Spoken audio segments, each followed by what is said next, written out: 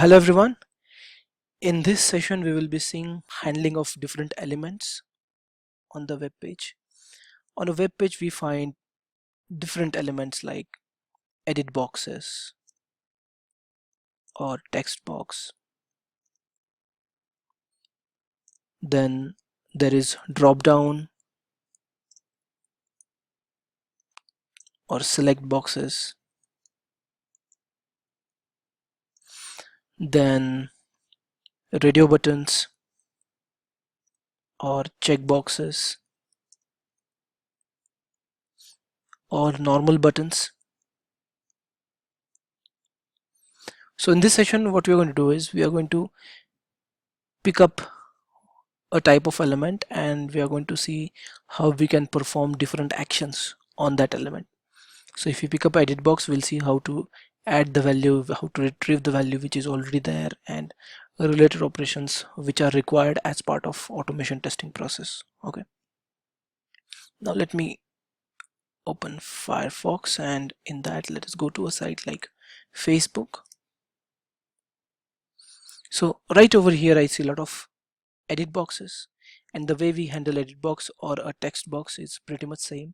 We want to find the locator for these elements, and once we create the locators we just want to send keys to enter the data. Okay, so and the most basic operation for edit boxes is entering the data or clearing the data which is already there or retrieving the data which is entered into an edit box or text box. These are the basic operations, and we will see how we can perform those basic operations on a edit box or text box. So for that I have already set the system properties for Firefox Gecko driver, and we are launching the instance of Firefox driver here. Now let us navigate to Facebook site.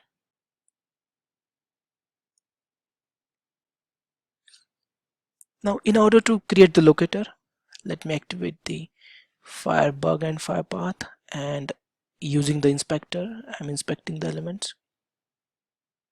Now this is input box and it has ID, so easily I can create a X path for this.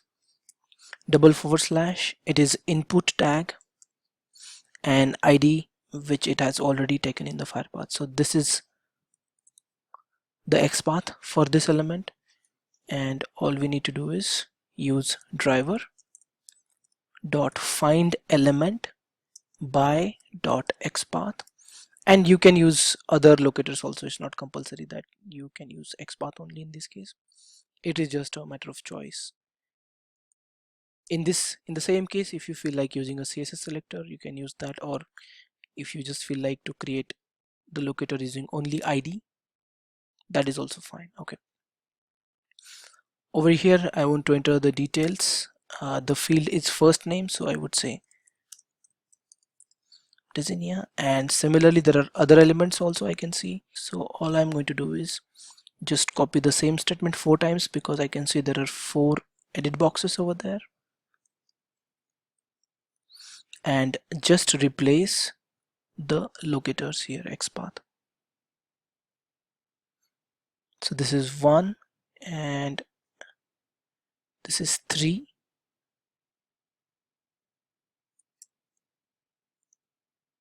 For the next it is 5, and for re-entering the details it is 8. So if you observe, we are using the ID as attribute to create xpath, and we are using sendKeys method to enter the details into the edit boxes there. Then last name I will put as institute. Next thing is email or mobile, so let me put email over here.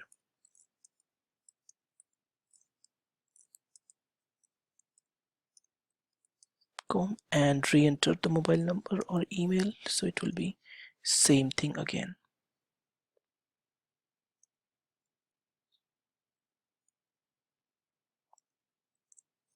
Now what else we can do with edit boxes? We can retrieve the value which is there. So if I look at these and I want to retrieve the value, so the best way is to look at the description of the element. It has ID, then it has class, name is also there, placeholder is also there. Now placeholder is the text which is there,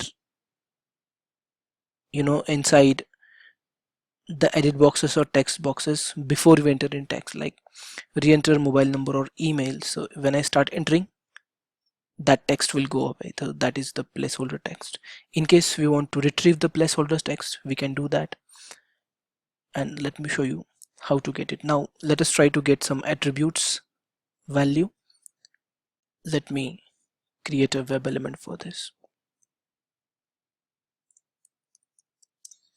Web element and first name,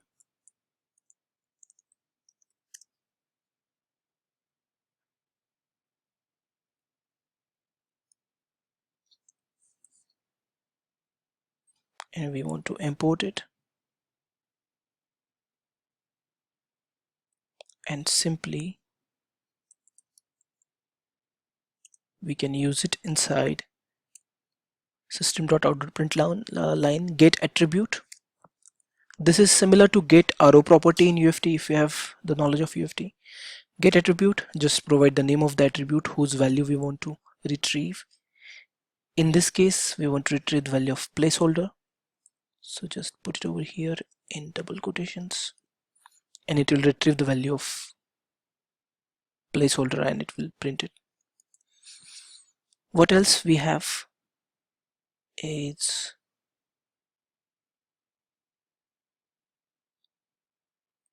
put this text. So let us try to get the value.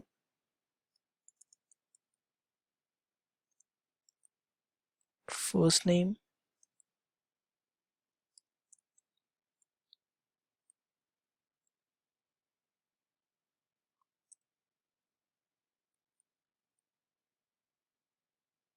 so there is get attribute, we already saw. Get text, let us try to say this also.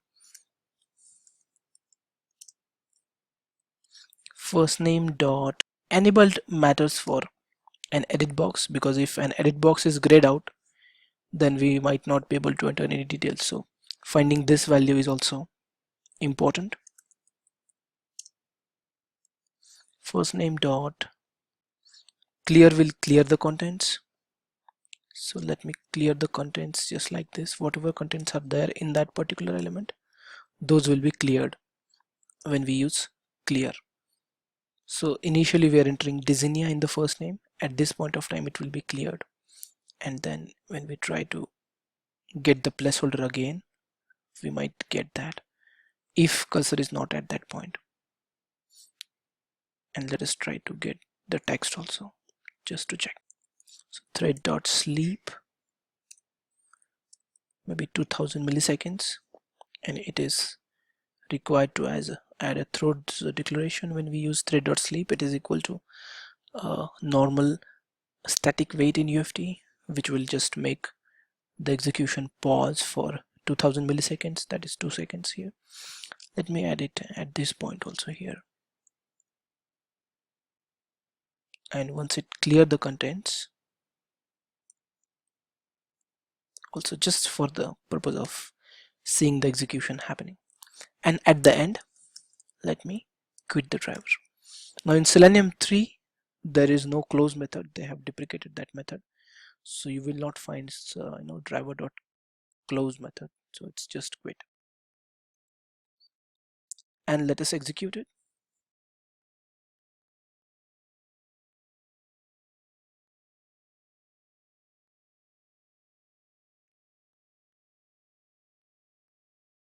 Okay, so it has entered the details.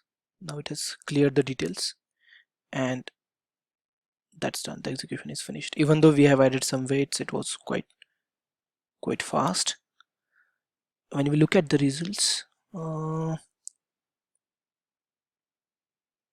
placeholder, of course there is no placeholder because we already entered the data. Get text, it is also blank because there was no text, and then I think we have to get it by using value to retrieve the actual value what was there. Is enabled true. Yes, it is enabled. And after we clear the data, placeholder and text, they are already blank. So when we want to retrieve the actual text, let me see, instead of placeholder, if we use value,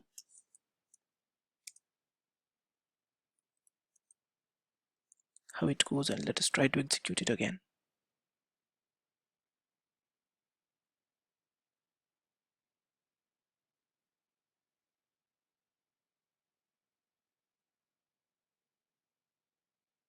Okay, it has entered the details, and now it will clear Designia and close. So fine. With value, it is able to retrieve the value that is entered into the edit boxes. In this case, there is nothing because we have already cleared the value what was there. So text will only work if you find text at the end, like for example, in such case here, after the attributes are done, there is a parameter for text, or not a parameter, but there is a section for text. So only if a particular element has text, then only it will be retrieved by using text attribute or get text method. In other cases, when we want to retrieve the text that is entered, the best way is to use value to get that text. So get attribute and value. And also, if you see in this case, there is no value attribute as such, but even though when we use that, we can get the particular value. So don't get confused, and don't be under assumption that only attributes which we see over here, only those values we can retrieve. Yes, whatever they are there, of course we can use them to retrieve the values, but in case of text, whatever we enter, we can use value to retrieve that. Fine. So this was about edit boxes. Very easy. We have seen it a couple of times before also. Next thing is working with buttons. Also it's easy. Let me clear it. Now on the same Facebook page, there is a button also over here. What are all different things we can do with button? The most basic operation is click. So let me activate the inspector and click on the button. It's a button tag. It has ID. It has a class, type, style, name. So I would like to go with the ID over here, or even though you can use web submit also, because this also looks pretty much stable in this case. To create the locator, simply start with the tag name, and then ID is this particular which is already here. So this is the XPath of the button. Most basic thing, clicking on the button. So driver dot find element by dot XPath, and this is the XPath of the button, and click is the most basic operation. So whenever we see a button, the default operation, basic operation that we always want to perform is click. Apart from that, what else we can perform on button? Lot of buttons are not enabled, and before we click on them, we might need to find whether they are enabled or not. To check whether a button is enabled or not, simple, again the same operation is there which we saw in the last case, is enabled, and I would like to put that into a print line dot is enabled. Similarly, is displayed also an operation. It will check whether the button is displayed or not displayed, it is visible or not visible, right? So enable means button is displayed but it is grayed out. Displayed simply means whether the button is visible on the page or it's not visible on the page. As simple as that. What else we can do with button? If you want to retrieve some properties of the button, like the name, what is the name of the button, same thing, all we can do it using get attributes, get attribute, and when we look at the different attributes, I want to know the name of the button. So if we use name,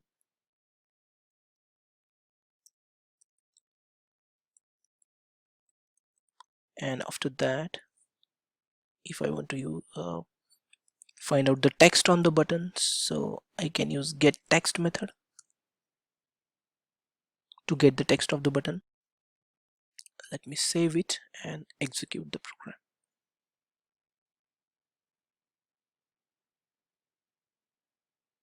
So in the Facebook,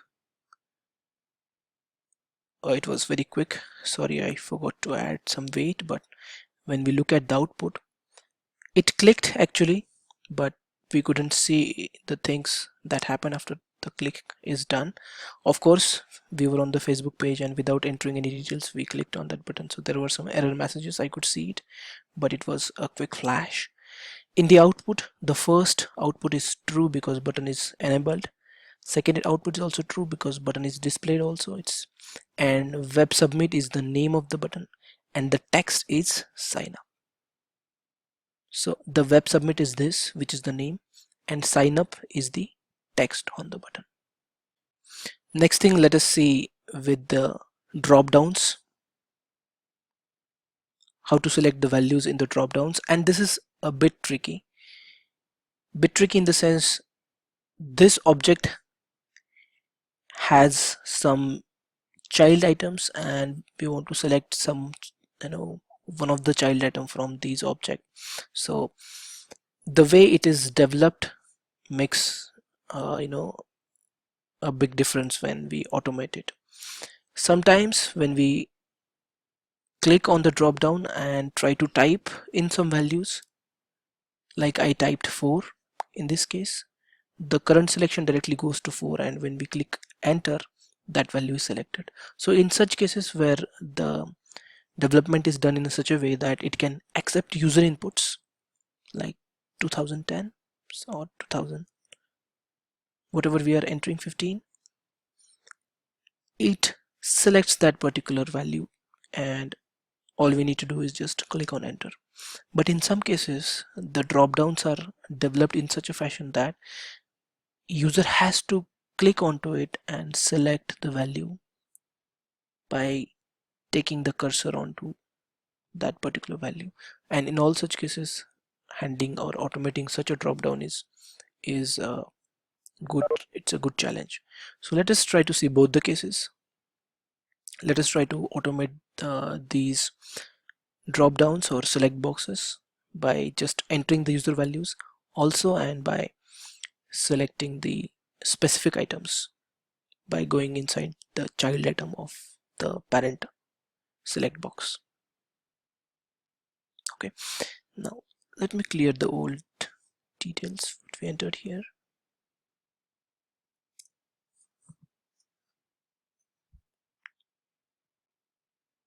Now when we want to inspect it and look at the description, it's a select box. In the select box, the ID is month, and similarly for day is the second one and year is the third one. When we expand it, it has different options. Option for Jan, Feb, March, April, and so on for the second drop down and third drop down.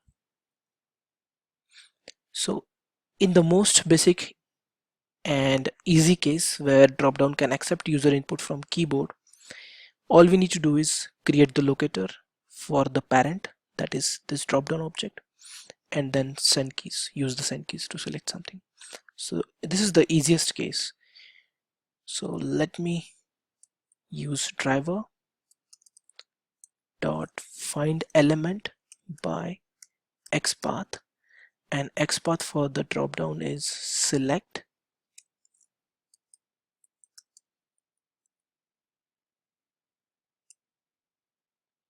and this is the xpath for the first drop down over here.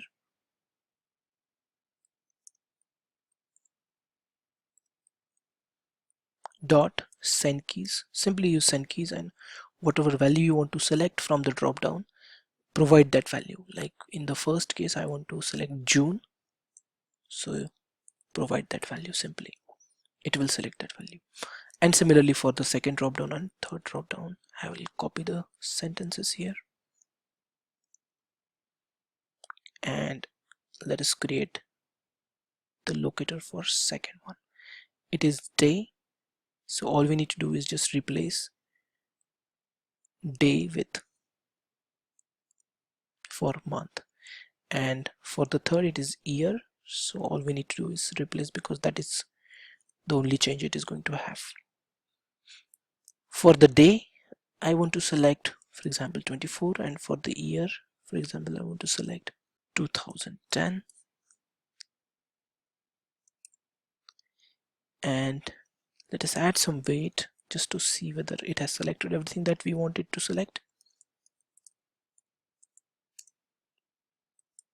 And in case 3 seconds. So what we did, we launched Facebook and we were trying to select something in the drop down for month, day and year. In the month we selected June, day we selected 24, and year we selected 2010. Now when I say selected, we are just using send keys, so it will assume that some user is sending the keys from the keyboard and that particular value will be selected. Let me run it.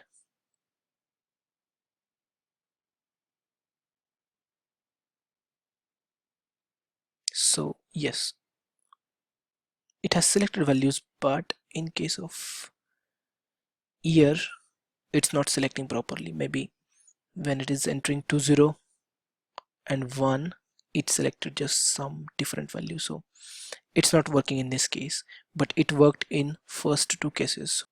So again the issue was with the third one, and due to some other issue also, if we were not able to select a particular value, then we need to use a different approach. Okay, so let us try to create that approach for this third case here. This is not allowing us to select the value right away with send keys approach. So for that, what we can do is, first we'll concentrate on the parent element, then from parent element we will take the collection of all the child elements that the parent has. We will take this whole collection into a list, and on that list we will apply a for loop, and by using that for loop we will find out the value of each and every element, and the values are like 2016, 15, 14, 13, and once we get the particular value which we want to set, we will just click on that value. So let me show you how we can implement it. This we will treat it as a parent element, so let me create a web element here. Web element year equals to, this is the value. Now we'll take the collection of all the options, but not on the whole page, but only inside this section. And if you remember last section, or you can see the yesterday's video for collections, in that we saw how to get the collection of items from a specific section of a web page.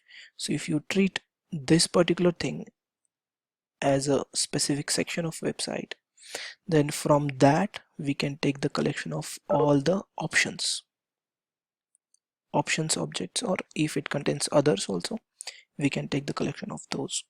So all we need to do is, in this case, let us create a list.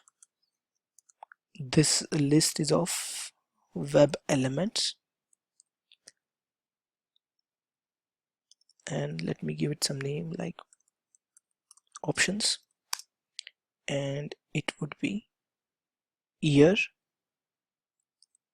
dot find elements by, and now let us go back and create one locator which will satisfy all the option elements here.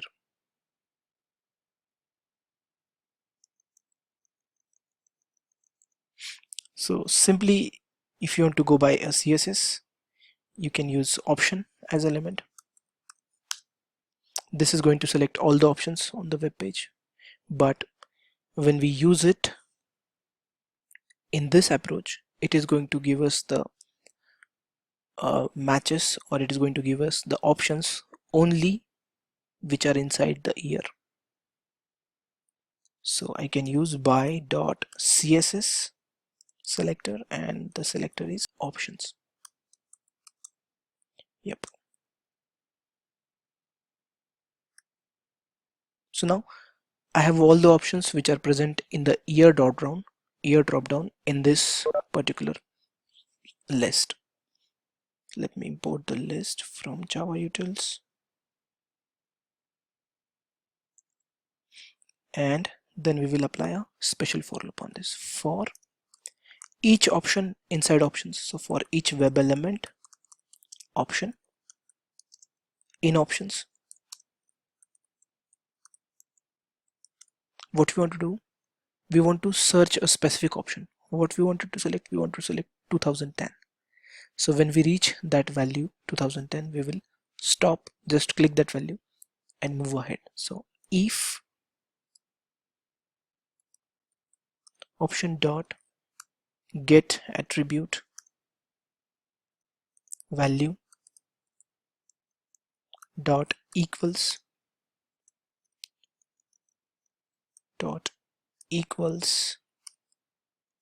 and the value which we want to select is 2010. When it is equal to 2010, what we want to do is we want to just click on the option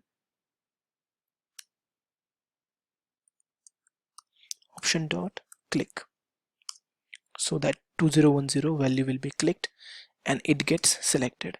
And once we found that value, we can just skip the search.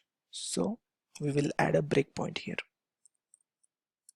break. So the for loop will be break and it will come out of the loop.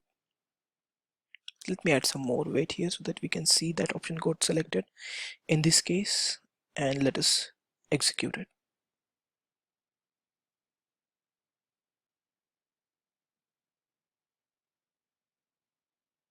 And now you can see 2010 is selected over here. Okay, so what we did, we had some challenge by for selecting the value by using the send keys method. In the first two cases, we could have easily selected it by sending the keys for the specific values. In the third case for year, it was not getting selected easily. So what we did, we first created a parent element. In that parent, whatever options are there, we took the collection of all those options into a list. We applied a for loop on that list. We were checking the value of each and every option. When that value equals to the option which we want to select, we clicked on the option and we break out of the loop. As simple as that. Okay, so this is how we can select the elements from a list box.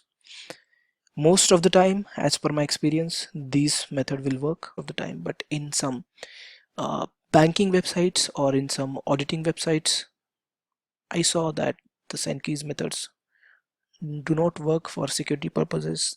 They give options only to manually select it by going to the drop down options and select some value over there. So in that case, this is the approach which you want to use in that case. Okay,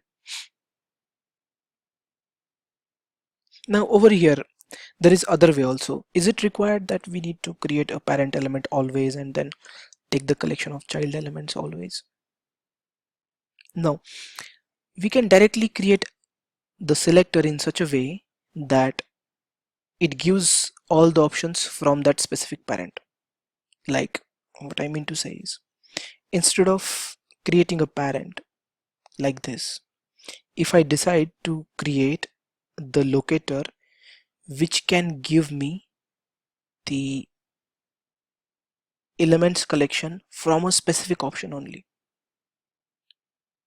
like if we use XPath in this case for year, so we'll start with the parent, of course.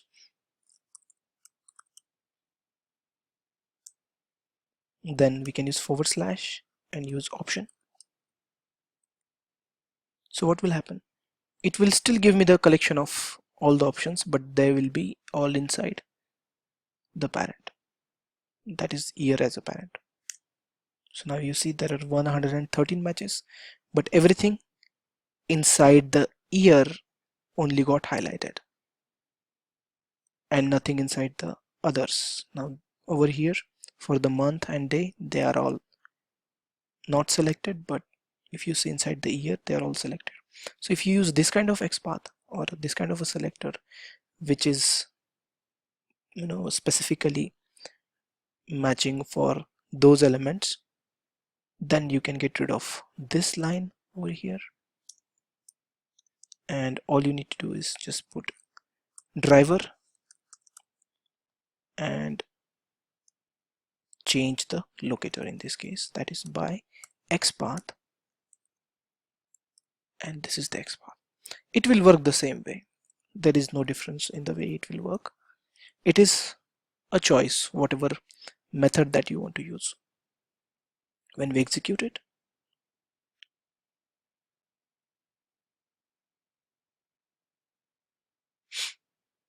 yes, and it has selected the same. Next thing is how to select a radio button. Now on the same page we have a radio button also. If you see, we have two radio buttons over here. How to work with them? Basic operation that we perform on radio button is click or select operation. Other operation we want to perform is finding out whether it is already selected or not selected. So let me clear this thing.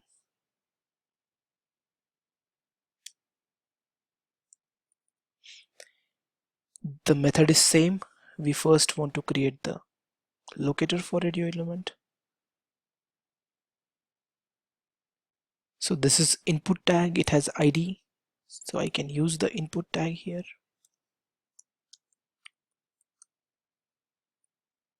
And this becomes the XPath of the radio button. There is the female radio button here.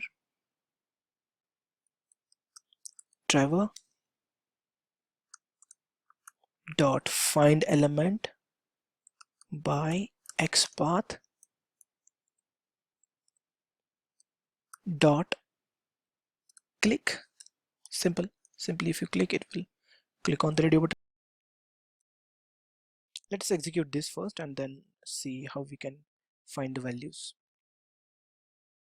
which one is clicked and not clicked, like that.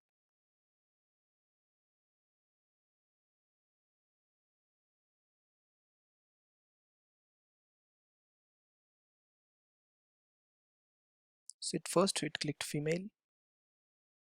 Okay, and the error is no such element. Okay, so the XPath which we are providing is not correct. That's what it is saying. We want to create another path for this.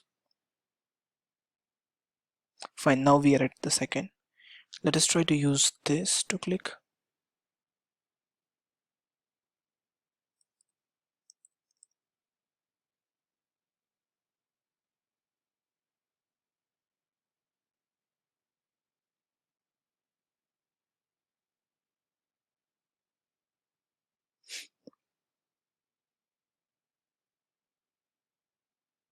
Yep, so now it is able to click on the second radio button. So issue was with the locator which we created. Somehow it was not taking the ID, and it's strange, it should have taken, but we just changed the description and now it clicked. So the first thing with radio button is clicking on the radio button. Second thing is finding out whether it is clicked or not clicked. I mean, it is selected or not selected. To find that, we will use print line, and in that we will specify the value whether it's clicked or not clicked. Dot is selected is the operation we can use. Is selected operation will tell us whether a particular radio button is selected or not selected. Let me copy it and use the same operation on the radio button 1 also. So the radio button 1 is female, radio button 2 is male. We are selecting the second radio button, so the male button should say it's selected as true, and the female radio button should say that false as the selected value. So let me close the old instance also and run it again.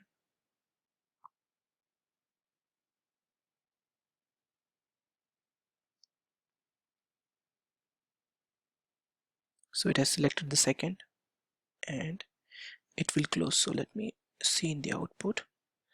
True is for the first, that is the second radio button, which is male, and that's correct. It is selected, that's why it is true. And the first radio button is not selected, that is why it is false. So to find out whether a radio button is selected or not selected, clicked or not clicked, the simple method we can use is selected, and the output is in the form of boolean true or boolean false. Okay, same operations are for the checkboxes also, there is no difference. And then after that we will stop. For checkboxes, let me take a website because I don't see any checkboxes on Facebook here. Let me take Tizinia.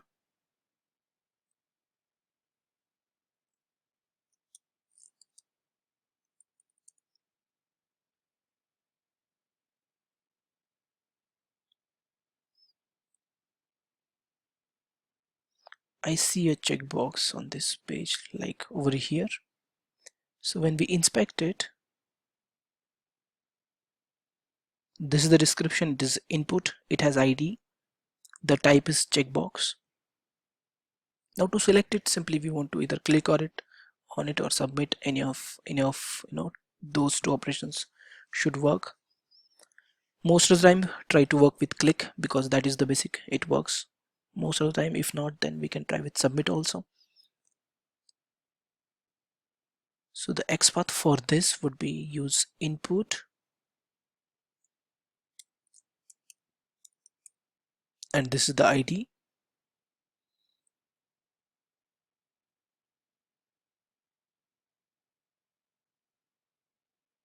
So let me remove the old ones here.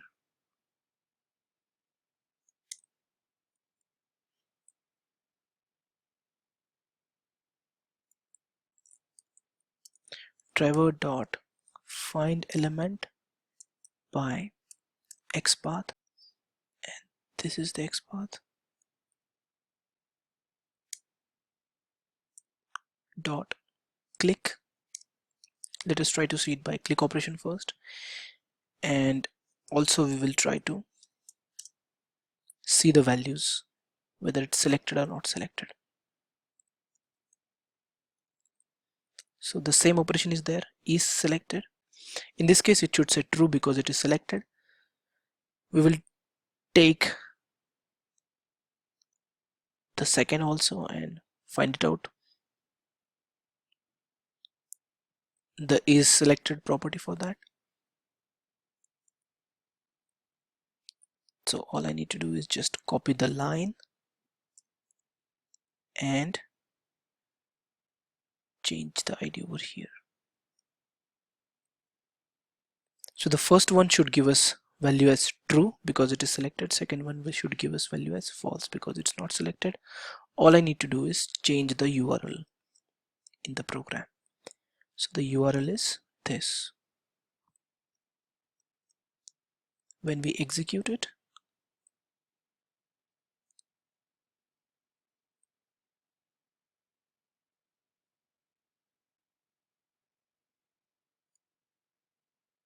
so it has selected first checkbox and it has closed. So true and false. The true is for the first checkbox which we just selected, and false is for the second checkbox which is never selected. Okay, similar to radio buttons, there is not much difference. Click operation to select the radio button or select the checkbox, and is selected is the method which will tell us whether a radio button is selected or a checkbox is selected or not.